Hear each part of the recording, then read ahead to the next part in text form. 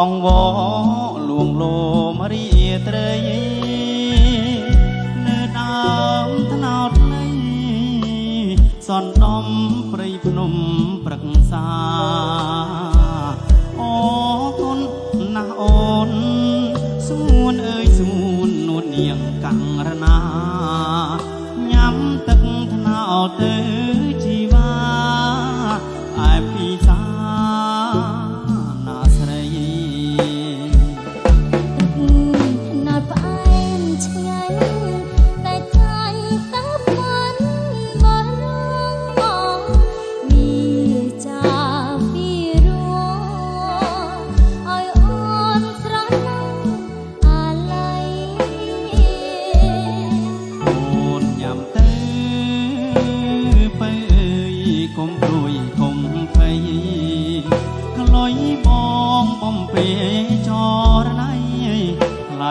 ថ្លៃក្បែ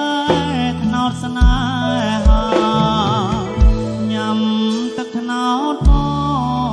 ងស្នេហ៍ស្នងញ៉ាំមួយជីវិតថ្ងៃក្រោយក្បត់ចិត្តបងពិតជាខ្សែសង្ខា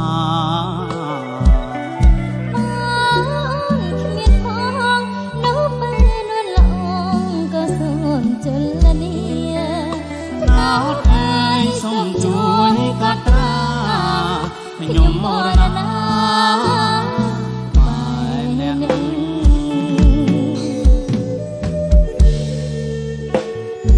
ញ៉ាំទឹកត្នោតបងពិតជាផ្អែមឆ្ងាញ់ណាស់អូនទឹកត្នោតផ្អែមឆ្ងាញ់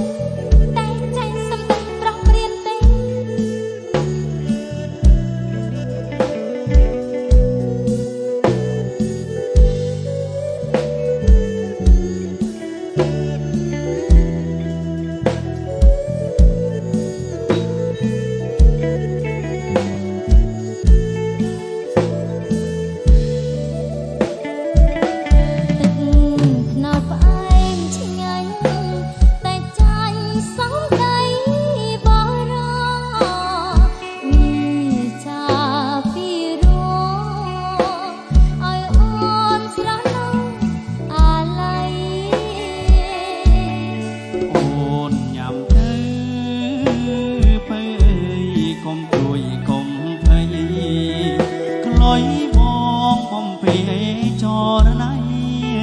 ថ្លៃអើយថ្លៃក្បែ